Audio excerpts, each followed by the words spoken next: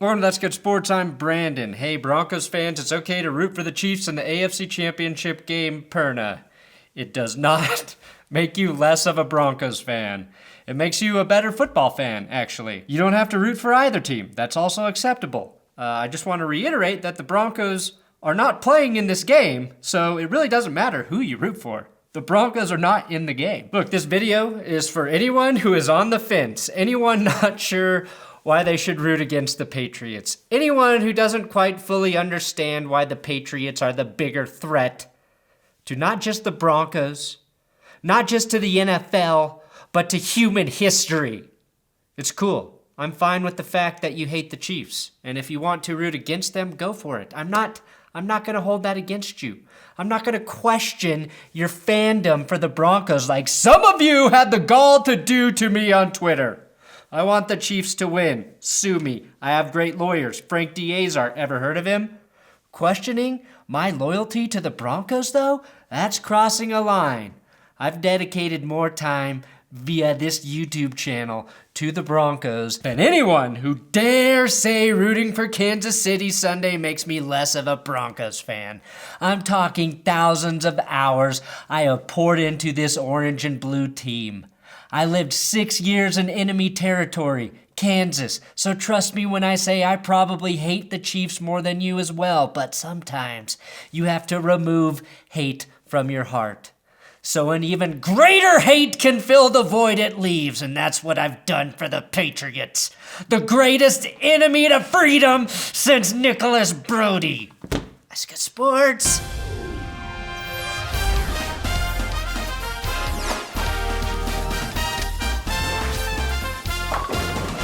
If you enjoy insanity, please subscribe to this YouTube channel. Also, this episode is sponsored by Vincero Watches. Time to root against FYTB. Look, use my promo code GOODSPORTS for 15% off of your order, or my link in the description to get yourself a luxury watch at an affordable price. I partnered with Vincero because they make unique, really well-designed watches. Vincero has over 13,000 five-star reviews on their website, which lets you know people are satisfied with their product. I got the Chrono S matte black watch, which I have been wearing for a while now, and I like it so much that I'm going to get my wife Jessica one of the women's rose gold watches for Valentine's Day. Trust me, looking at your phone for the time is so 2018. Again, promo code GOODSPORTS for 15% off watches that make your wrists look like they are connected to the body of a successful person. Rivalry. What does that mean? And why is the Patriots' rivalry with the Broncos just as real as the one with Kansas City? Well, the Kansas City Chiefs are in the AFC West, which makes them division rivals to the Broncos, which makes their fan base, along with the Raiders, a top priority for us fans to dislike on places like Twitter. A division rival is a team you basically play twice every season, right? Well, during 2011, 2013, and the 2015 seasons, the Broncos faced the Patriots twice. Once in the regular season and once in the playoffs, meaning the Broncos played them just as much as the Chiefs those 3 recent seasons. In addition to playing the Patriots more than any other team outside of the division since 2000, 3 of those meetings were in the playoffs in the last 10 years. Far more important games. Since the year 2000, Denver has faced the Patriots in the playoffs 4 times and the Chiefs 0. The Broncos won 3 of those 4 games, but remember, New England beat the shit out of Tim Tebow's team 45-10 in the playoffs. Again, the Chiefs have never defeated the Broncos in the playoffs. Then the Patriots signed Tim Tebow, and Bill Belichick screwed Tim Tebow out of $1 million, telling him not to do a one-time commercial for $1 million, and then cut him. Belichick basically stole $1 million from Tim Tebow, former Bronco. Great reason to hate the Patriots. So, 4 playoff meetings against the Pats. Do you know how many times the Broncos have faced the Kansas City Chiefs in the postseason since 1960? Once! One time, and the Broncos won that game. Which means the Patriots in the postseason are far bigger rivals than the Chiefs. And the Patriots prevented the Broncos from going to the Super Bowl with Tim Tebow when they beat him down. Do I even have to remind you about Josh McDaniels? The Patriots coach who nearly sabotaged the entire Broncos organization? The guy who tarnished the Broncos' name by bringing his videotaping cheating methods to Denver? Now, medical science might disagree with me, but Josh McDaniels is the #1 reason Pat Bowlen developed Alzheimer's disease.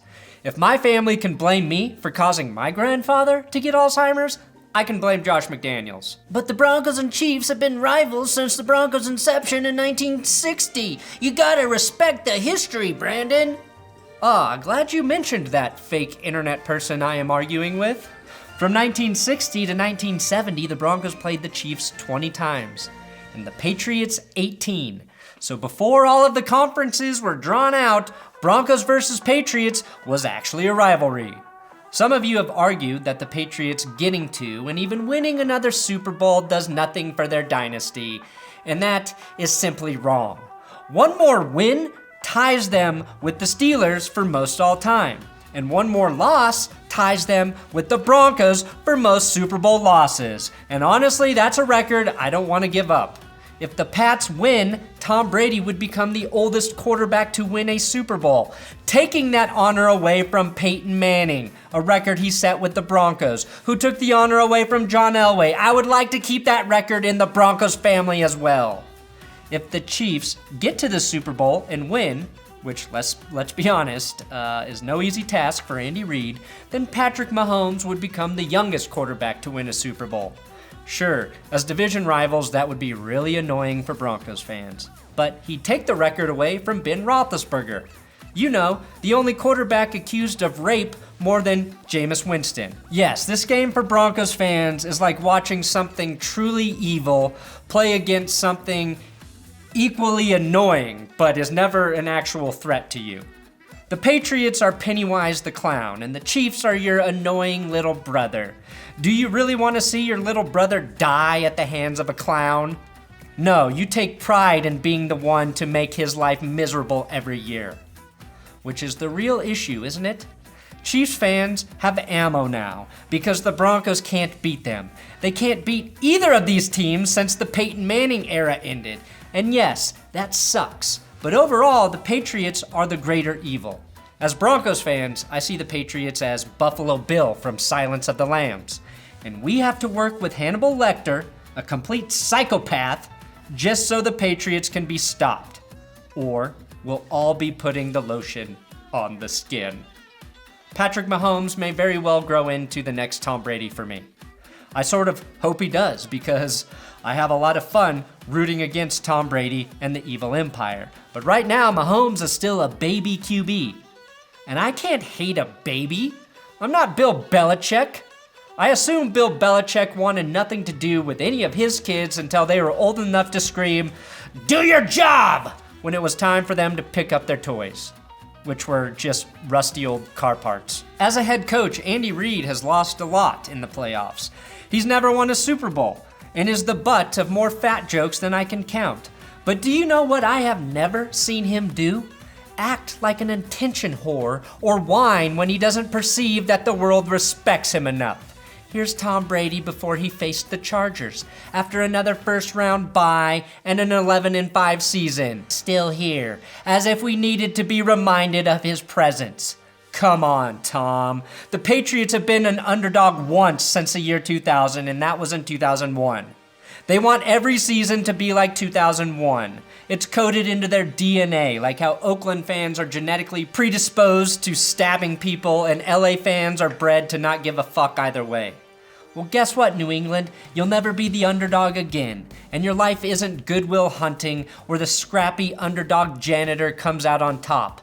I'm the fucking janitor, and I'm cleaning up the shit that Tom Brady and Bill Belichick keep tacking on the NFL. Does the Chiefs' shit still smell? Yeah, but at least it's different shit. Very different consistency. A lot more solid than Patriots diarrhea. Remember, after the Rams versus Chiefs touchdown score fest on primetime football this season, where all anyone could say was, "God, I wish this was the Super Bowl." Well, we are one game away from seeing that rematch happen. That game was 54-51, the single greatest bukkake of points, passing, turnovers, and weirdness that football has ever seen. That's entertaining football, not 25 checkdowns to James White on .6 air yards per attempt that earns Tom Brady another goddamn Super Bowl MVP trophy that he'll probably melt down and forge into new ligaments for himself so he can play another 10 years like he's the goddamn T-1000. Look, if you're scared of the Chiefs getting to the Super Bowl and maybe winning because you can no longer make fun of them for not winning a Super Bowl since 1969, I'd say your shit-talking game is weak. Personally, I look forward to the challenge of sparring with Chiefs fans once they actually have some ammunition. Tell me you're okay with this GIF evolving to a six-finger one for the Pats fans and their arguments, which currently is 5 rings, bro! 5 rings! 5 rings! Do you know how much more annoying 6 rings, bro? 6 rings! 6 rings, bro! 6 rings! In the last 35 years, the Broncos are the only AFC West team to win a Super Bowl. Making fun of any other AFC West team, even while the Broncos are down, is like picking on the weakest kid in class every day until he grows up to become Hannibal Lecter. Oh, dear God. Maybe we should just all love each other and respect each other no matter what. Patriots and okay, no, we won't do that. I've seen the Patriots lose 3 great Super Bowls, but I have never been able to see the Chiefs lose one. And I'd like to see that. Just like I thoroughly enjoyed watching Tampa Bay dismantle the Oakland Raiders, or even the Chargers get reamed by the 49ers. Don't forget, most Chiefs fans live in Kansas or Missouri. Even if the Chiefs win 10 Super Bowls in a row, they can never take away how much cooler our state of residence is. If you're adamant about rooting for the Pats, it might be because you're scared and you have no faith in the Broncos. You're scared Patrick Mahomes is going to beat the Broncos' asses for the next 15 years. Newsflash, Alice Smith was kicking our asses before Patrick Mahomes. I, on the other hand, believe in my team, the Broncos, to find a solution for that. How much more fun will it be for the Broncos to dethrone the Chiefs than to sit back and watch New England go to a 10th Super Bowl? Your fear is causing you to see the wrong enemy here. Take off the ring, Frodo, before you end up having sex with Samwise Gamgee. Yes, we will all be rooting for the NFC to win the Super Bowl. And just like that, we have to evolve as Broncos fans. Remember when you had to root against the NFC in the Super Bowl for the pride of the AFC? Yeah, that was a thing. Just like the Broncos-Chiefs rivalry has ebbs and flows. Right now I think we're in an ebb. We're the low ebb because it's not really a rivalry until the Broncos can fucking compete again. The Chiefs just getting to the Super Bowl gives them a shittier draft pick. That helps the Broncos immediately. So in conclusion, I spent 16 minutes talking about something that doesn't matter. A debate about a game that I don't get to play in.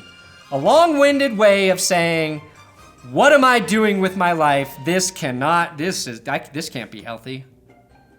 Oh God. Things are very unhealthy when the Broncos are not in the playoffs, when they don't even have a chance. That's a real problem, isn't it? We just need the Broncos to get back in the goddamn playoffs, and then maybe some of my sanity comes back. Thanks for watching another episode of That's Good Sports. Please subscribe here on YouTube. Jesus, please. There's no winner in this game, okay? But I can feel like a winner with a new sub from you. I'm on Twitter, Instagram, @BrandonPern. I give my friend @WillKey6 a follow. He helps me so much with That's Good Sports stuff. You gotta follow him.